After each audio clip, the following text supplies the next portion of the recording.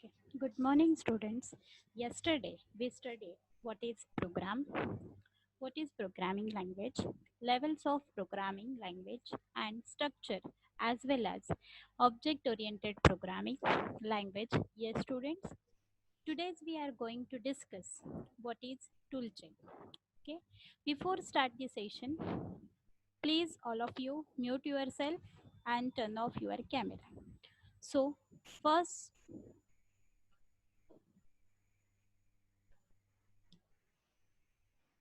first, what is toolchain? Okay, toolchain is a set of development tools association with the source code or the binaries which is generated from your source code. Okay, so what is toolchain?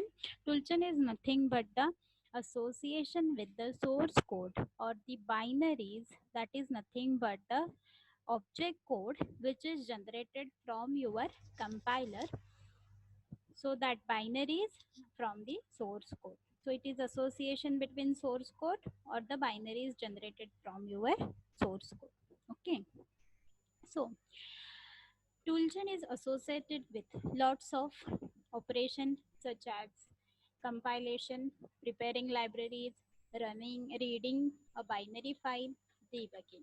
Okay, so in case of compilation, we convert the source code into an object code. After that, we after that we are collect or prepare the libraries, then reading the binary file by machine, and after that it will check the errors, that is debugging. So for these operations, toolchain is used. Understood? Compile first, prepare libraries, reading binary file, and the debugging. So, performing such an operation, it contains compiler for compilation process, linker for link the object modules for preparing single executable file, and then library archiver to group a set of object files into a library file. And the last is nothing but your debugger. Okay, so debugger is used for the debugging process. What is that debugging? To examine the values of your variable is nothing but your debugging process. Most common toolchain is JNU toolchain. That is, JNU is operating system, is a complete free software system.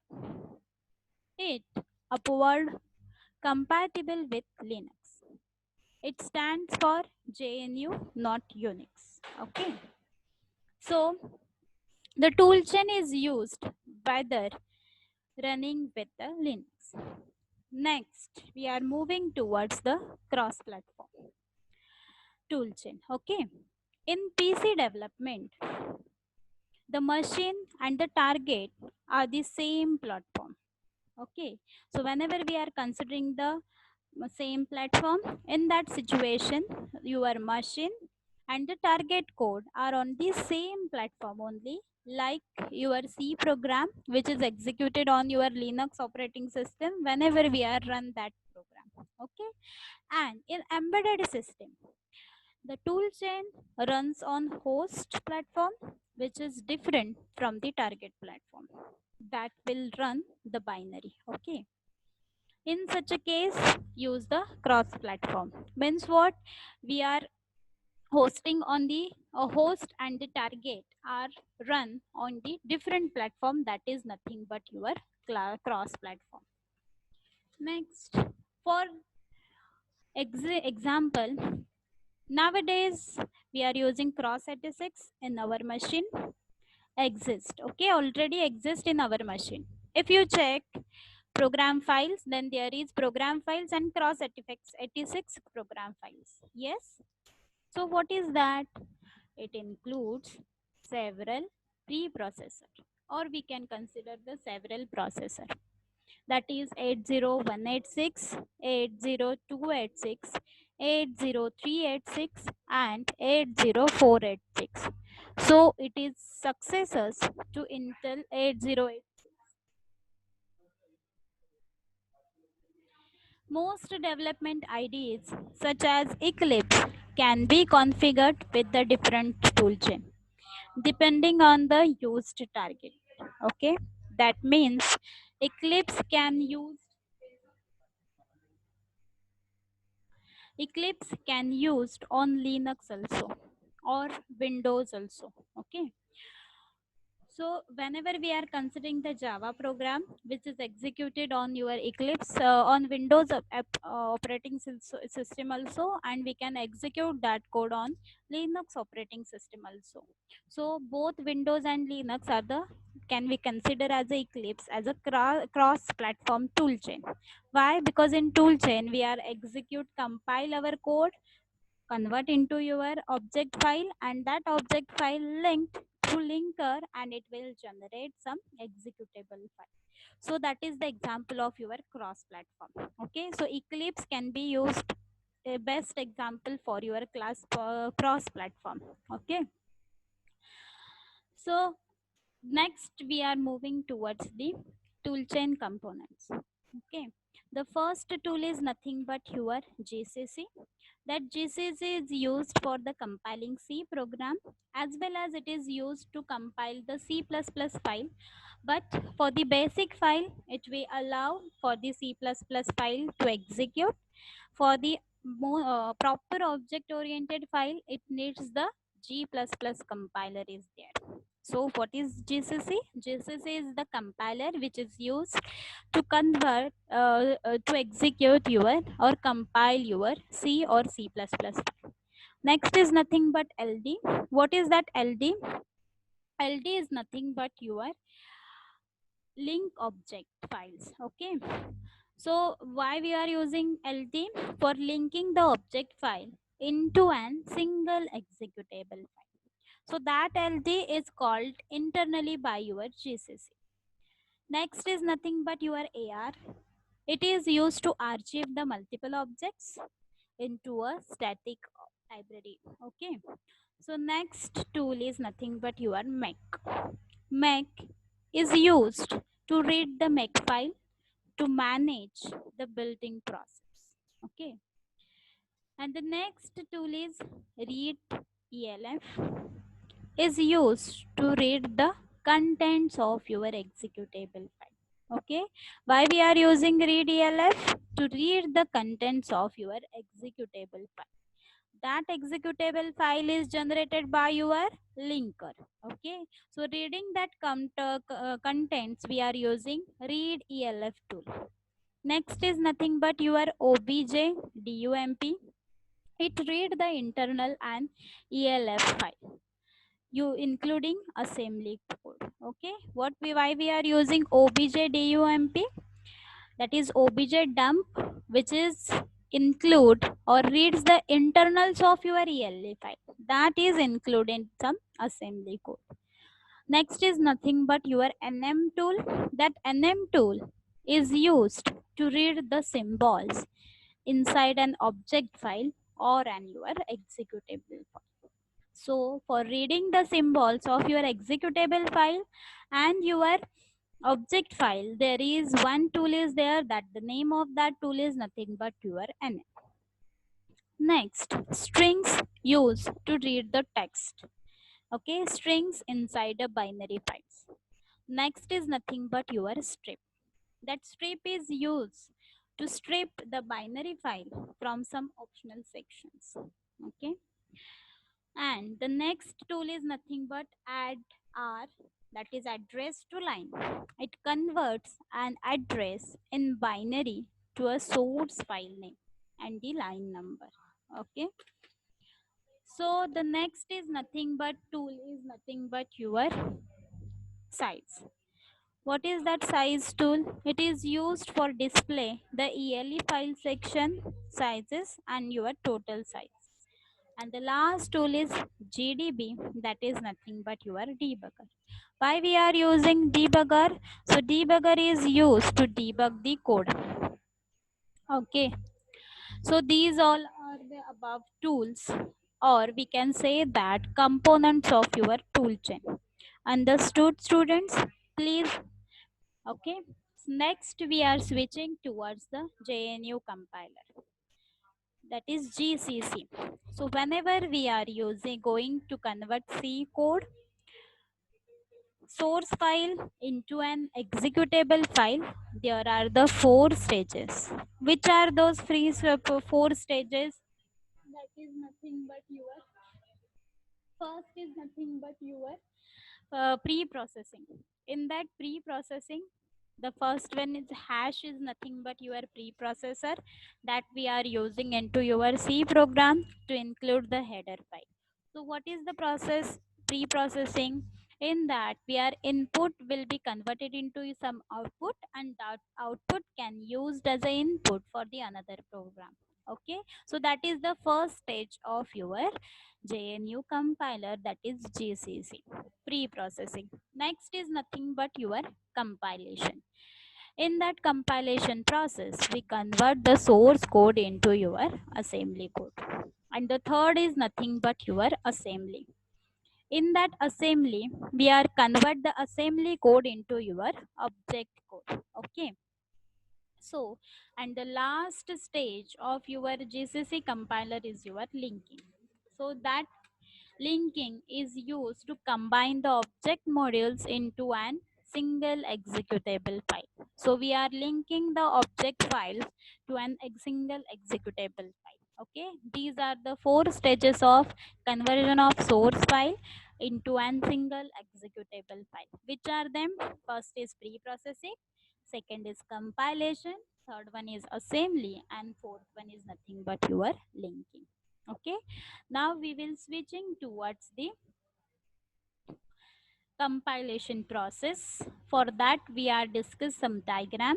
In the diagram, there are the first three steps, that is source code, compiler, and your object file. These are the three steps will generate some relocatable object file, that is star.o file. Okay, so that is nothing but the combination or combined source code, each and every source code having its object file. So we are combining that object files into your linker. So what is the input for your linker? Linker having the various object files, and along with that it will have the runtime library. For combining all those object file, linker will link those file and convert into a single executable program. So what is the output of your compilation process? Single executable program is the output for your compilation process. So in this diagram, there are the various source code. Source code is the input for compiler. Compiler will generate object file according to your source code, and that object files are linked using linker to generate some executable file. Understand, student? That executable file is nothing but your machine language file, which is understandable by your machines. Okay. Next, there is some GCC commands are there. First command is nothing but your $gcc main.c. This command will generate the a.out executable file, that is to perform complete compilation process. So after firing this command $gcc main.c, it will generate single executable file. That name of that file is nothing but your a.out. Next, there is command is there $gcc main.c dash o test. Here, what is the purpose of this command? It will change the name of your executable file by the test. So what is the name of our file now? The test is the name of our single executable file. Next is nothing but your GCC command is $gcc main.c dash I slash usr slash share slash include dash I dot hash inc hash slash dash I dot inc. So using this command, we can get the path of your header file. So as you know, we are using the slash for path displaying the path. So here this command will display or include the path of your header file. Next is there is command. The what is that command? $gcc dash wall main dot c dash o test. It will use to convert or enable the warnings during the compilation process. So using that command, it will generate or display some warnings into our code. After that, there is one command $gcc dash wall dash w error main.c dash o test. In this command, we are converting the warnings into an error. So, for example, there are some warnings whenever you are executing, compiling your code, but using that warnings, we cannot, without removing that warnings, we cannot move ahead. So that warnings are converted into your errors by using this command. Next is nothing but last command is nothing but $gcc main.c. That in that main option file, that option file is the text file that we will contain to require the options. It is used to pass the options to the GCC in a file. Okay, so these are the commands for the GCC basic uses of your GCC. Next, we are moving towards the partial compilation. For that, we are coming towards some commands as there. So what is that a command? Which commands we are going to use for the partial compilation? The first is nothing but $gcc dash e main.c greater than main.i. This command is used for to stop after pre-processing. Okay, for stopping after pre-processing, we are firing this command. Okay, next command is nothing but $gcc minus s main.c greater than main.s. This will stop after compilation and it will generate assembly file that is nothing but main.s. After that, there is command $gcc minus c main.c. This command is used to stop after assembly and it will generate some relocatable object file that is nothing but main.c. Okay, so to continue all the way but saving the intermediate file, what is intermediate file that we will see in a similar chapter. But for the saving intermediate file, there is one command. The name of your command is nothing but $gcc dash save dash temps main.c dash o test. This command will save file after pre-processing, that is main.i, file after compilation, that is main.s, file after assembly, that is main.o, and the executable test. Okay, so these are the partial compilation commands.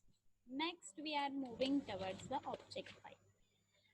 So after pre-processing, compilation, assembly steps on single source file, outcome is called a relocatable object file. Okay, so what we are considering first, pre-processing consider, next we are going towards the compilation, next we are going towards the assembly, and using those three concepts, there is one outcome is there, then outcome is nothing but relocatable object file.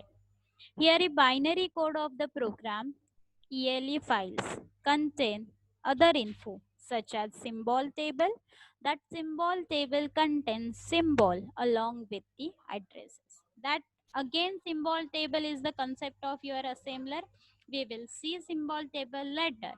But here we are only understand what it contains. Okay, so symbol table contains the name of variable defined in the file, functions defined by the source file, and the symbols used in the source file. Okay, so next we are moving towards the linking process.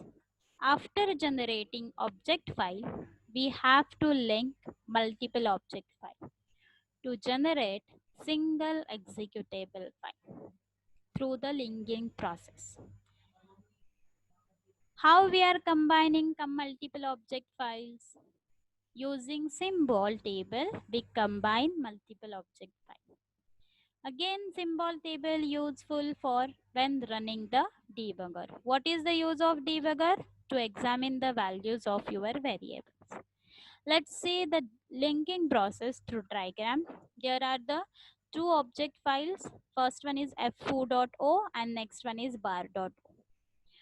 Linking both object file through your linker and generate a single executable file. The name of that file is nothing but foobar.o.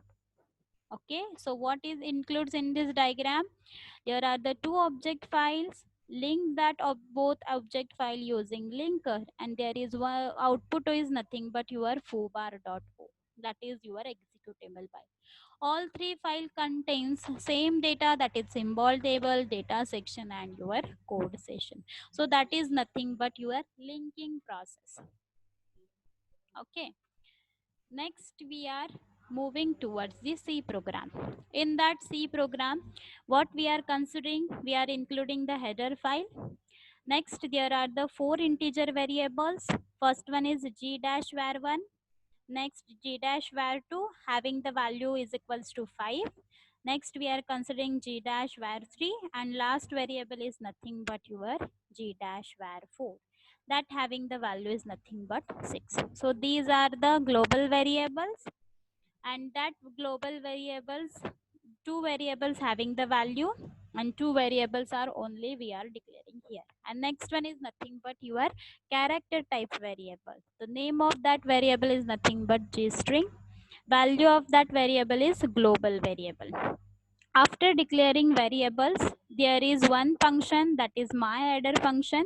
That myAdder having the integer return type. Next, it includes the two parameters are there, x and y. After that, we are performing the addition of two numbers, that is return x plus y. Next, here we are considering the declaring the main function. In that main function, we are declaring the local variables, that is I. First var having the value 5. Next, we are declaring the character type, that is your my string. Value of that my string is nothing but your hello there. So using for loop here, we are displaying the values of your variable. So what is the output here? To display the values of your variable. So just use that code for the symbol table. So you in that symbol table, what it include? Global variables, default value, and your addresses. Just use that example for generating the symbol table. Later in your assembler, we will understand how we are generating the symbol table, which entry is included into your symbol table, that we will see later on. Thank you, student. Thank you for the toolchain session. So I hope you understand what is toolchain, what kind of data included into your toolchain. There are basically four process only. Compilation, pre-processing is first, compilation is next linking the libraries, assembly is there, and last one is nothing but your executable file. So thank you so much, students. We meet again for the system programming. Okay, thank you.